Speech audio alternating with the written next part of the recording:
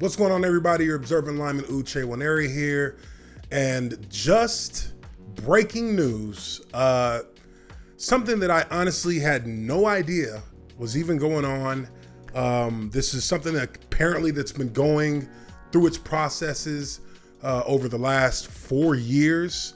And today we are getting the breaking news that San Francisco 49er defensive tackle, one of the all-time greats at his position in the NFL, Dana Stubblefield, has been convicted of the R word. Now, obviously, don't want to go into say the whole thing because might get demonetized by YouTube, but this is something that kind of came out of nowhere. It really came out of nowhere.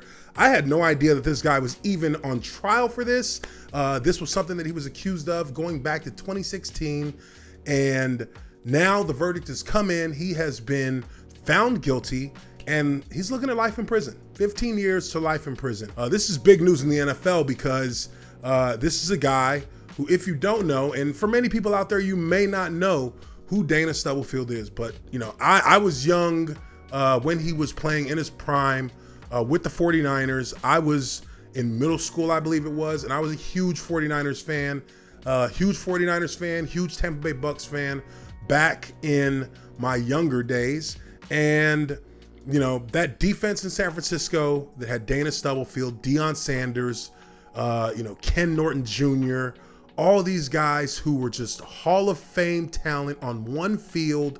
Merton Hanks, they helped take that San Francisco team that had Steve Young at quarterback to the Super Bowl back in 1994. And now something far greater in terms of its notoriety, far greater in terms of the infamy, and far greater in terms of the kind of legacy you want to leave on this earth as a human being is looking to be tarnished quite heavily with the situation that's going on right now with Dana Stubblefield. He's been convicted of the R word. I don't know all the details, but I do know that he has had 4 years of this thing moving forward. And I'm sure tons of evidence has been presented, whether it be DNA, whether it be witnesses. There's evidence out there that has proven him to be guilty. And on top of that, after he was charged with this crime, immediately almost after he was charged with this crime, his wife of many years with whom he has multiple children with filed for divorce. So, you know, there has to be, and there usually is some pretty damning evidence that links him to this woman in a particular way. It's somewhat disturbing to find that this is what a person has been involved with, especially when they're part of that kind of community that puts the image out there that they are about helping and adding to a community's ability to thrive. So Dana Stubblefield is a big part of the committee that sets up the Special Olympics out in San Jose, California. He's somebody who's involved with many people who are mentally disabled, mentally challenged individuals. In a lot of these situations, you find that people who have particular authority over those who are disabled, those who are innocent, young, people who aren't necessarily in full capacity of themselves, whether it be because of age or whether it be because of disabilities. Those are the ones who get taken advantage of the most in situations like this. And usually when the hammer comes down, it comes down pretty hard.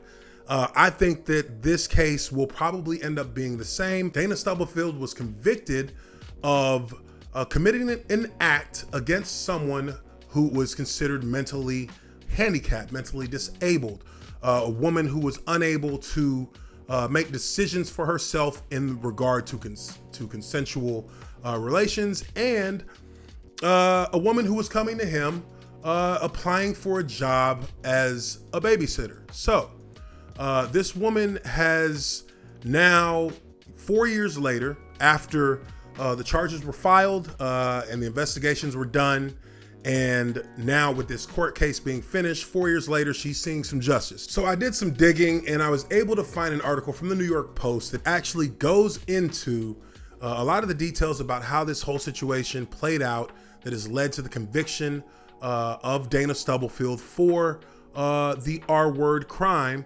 and has him now looking at a sentence from 15 to life in prison. The New York Post article states, a former San Francisco 49er defensive lineman charged with R-ing a developmentally delayed woman denied the charges Tuesday, saying the episode was a consensual encounter with a mentally competent woman who asked for money and a job afterward. Dana Stubblefield is accused of R-ing the woman in his home in Morgan Hill, California, south of San Jose. The woman, who was then 31, traveled to Stubblefield's home on April 9th, 2015, to interview for a job babysitting his children. Investigators say she left after 20 minutes, but returned when Stubblefield texted her that he wanted to pay her for her time. That's a little shady. After R-ing her, investigators said Stubblefield gave her $80 and let her go. Holy shit. I mean, that's it.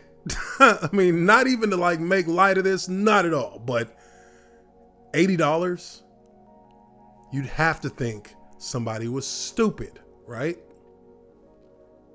Yeah. The woman immediately went to the Morgan Hill Police Department and reported, the R prosecutors say.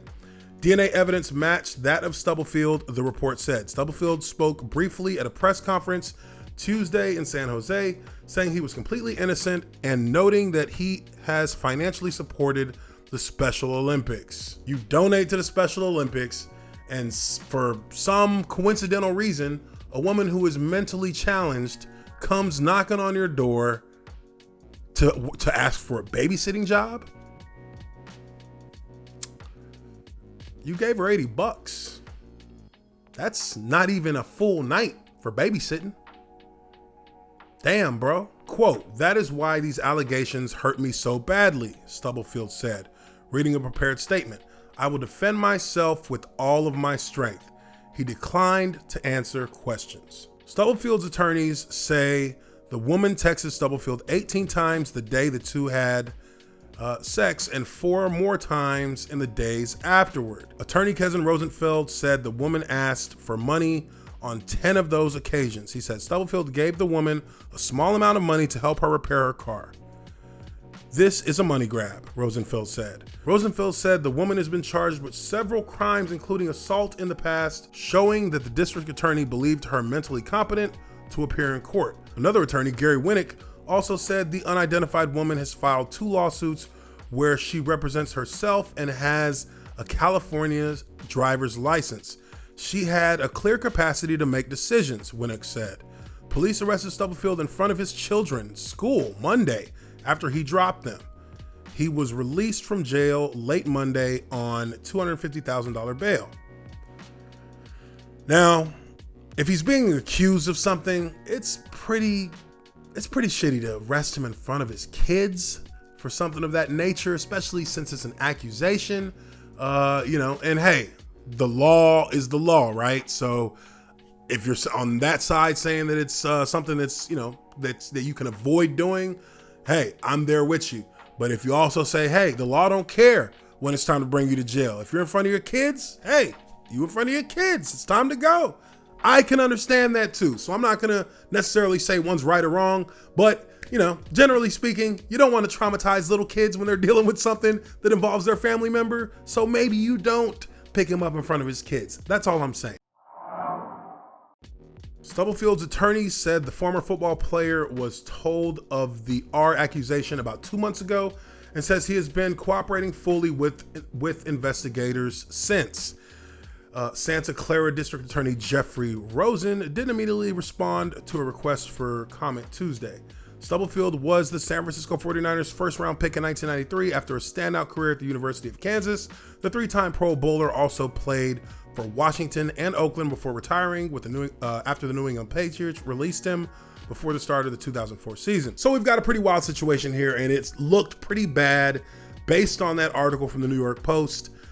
Stubblefield, whether or not his story held up, it didn't really matter, because at the end of the day, when the court decided that this woman was mentally challenged and he took advantage of that, now he's subject to the full brunt of the law, and being convicted of the R word is no small deal. That comes with a lot of time in prison. That comes with a lot of strings attached if you were even allowed out. And, you know, you are now and forever going to be known as a sex offender to anyone who comes into any kind of contact with you outside of those prison walls. Let me know what you guys think. Leave your comments down below in the comments section. Make sure you hit the like button. Make sure you subscribe to the Observant Lineman Uche Nwaneri, and think about joining the offensive line. Hit that join button down below and get you some membership perks. I'm your Observant Lineman Uche Nwaneri, and I will catch you guys on the next video. Peace.